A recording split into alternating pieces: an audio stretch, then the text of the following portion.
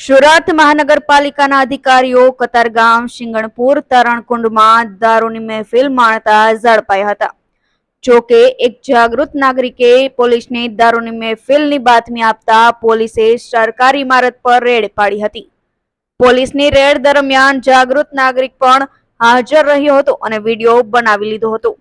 આ વિડીયોમાં સ્પષ્ટપણે જોવા મળે છે કે તરણકુંડમાં અધિકારીઓ દારૂ પીતા હતા। રેડ પડતા જ તમામ અધિકારીઓ ઊભી પૂંછડીએ ભાગ્યા હતા। સિંગણપુર વિસ્તારમાં આવેલા તરણકુંડમાં રાત્રે સુરત મહાનગરપાલિકાના અધિકારીઓ દારૂની મહેફિલ કરતા હતા। આવા સમયે એક જાગૃત નાગરિકે તેમને રંગે હાથે ઝડપી લીધા હતા। તેણે અચાનક જ ઓફિસની અંદર પહોંચી અધિકારીઓ અને કર્મચારીઓનો દારૂ પીતા હોવાનો વિડીયો ઉતારવાનું શરૂ કર્યું હતું। મોબાઈલથી વિડીયો રેકોર્ડિંગ થતું હોવાનું જોઈને અધિકારીઓ ત્યાંથી ભાગવા લાગ્યા હતા।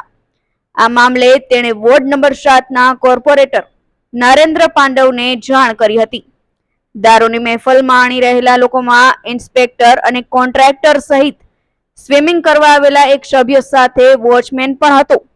તમામ પાલિકાના અધિકારીઓ છે અને ક્લાસ 3 અધિકારી તરીકે ફરજ બજાવે છે।